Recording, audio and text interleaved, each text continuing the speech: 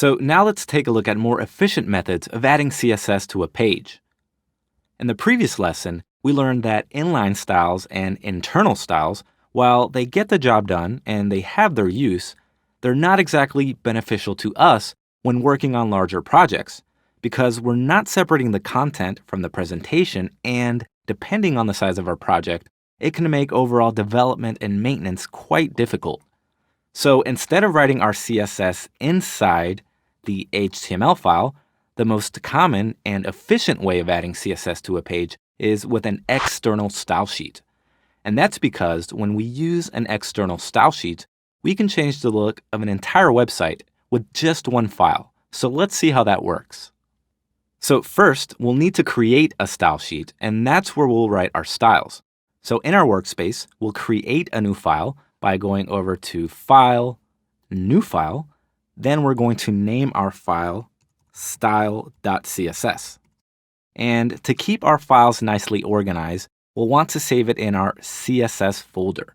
We can actually just click and drag the file inside the folder. And don't worry about the import styles file just yet. We're going to get to that later in this video.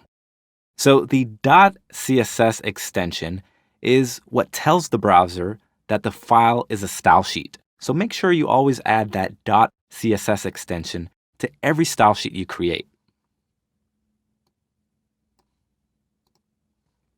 So next, we'll need to link the style sheet to our HTML file. And we can do that with HTML's link element.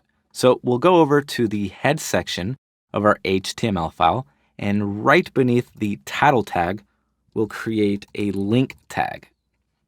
At the very least, we'll need to add 2 attributes to this link tag in order for our CSS file to link correctly.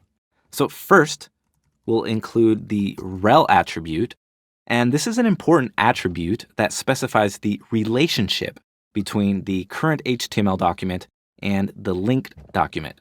So its value needs to be style sheet because that's what we're linking to. So this sort of tells the browser, hey, we're linking to a style sheet right here.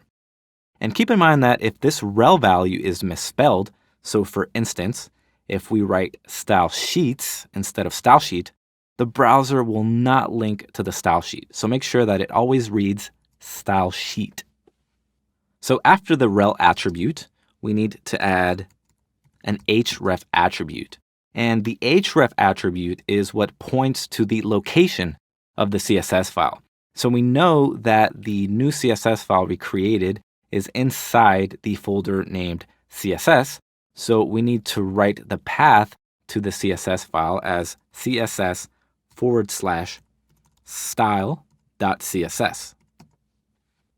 So now we can save our index.html file and go over to our new style.css file, where we'll write a few styles for some of our elements.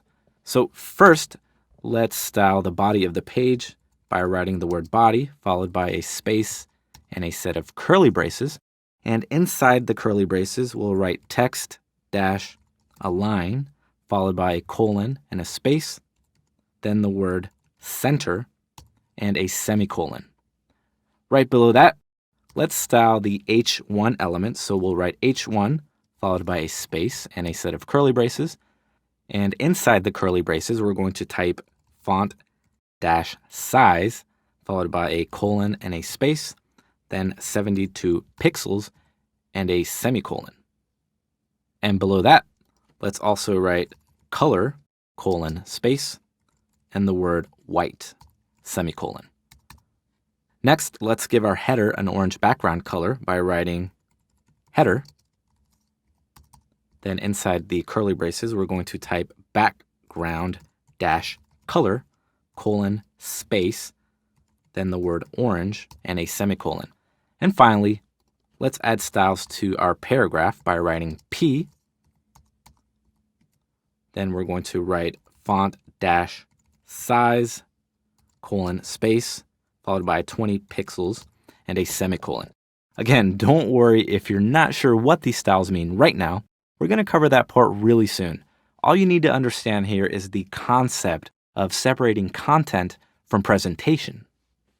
So now let's save our style sheet and go over to the browser preview, and when we refresh the page, we can see how the external style sheet affects the page. So compared to the previous methods we used to add CSS, the advantage to using this external style sheet method is flexibility. We may have multiple HTML files linked to this style sheet, but as long as we keep our CSS in a separate file, any styling changes or additions we need to make are done in one file. Another advantage is that the style sheet is often cached by the browser after the first request, which saves on download time throughout the site or repeat visits, because the style sheet only needs to download one time. And if you're wondering why we write CSS or link to style sheets from the head section of the HTML document, well, that's more for page loading purposes. Even though CSS will still load if it's written or linked outside the head section, it's a standard practice to link to style sheets from the head of the document. That way, the browser loads and parses the style sheet first before any of the body elements. And this way, when our website is up on a web server and a user visits our site, the HTML is nicely styled right before it's presented to the user. And we can use more than one link tag if we need to link to different style sheets. Just keep in mind that each one requires a new request to the web server. I suggest linking no more than 3 style sheets, even on large, complex sites. I'll usually try to keep it at 1 or 2 linked style sheets.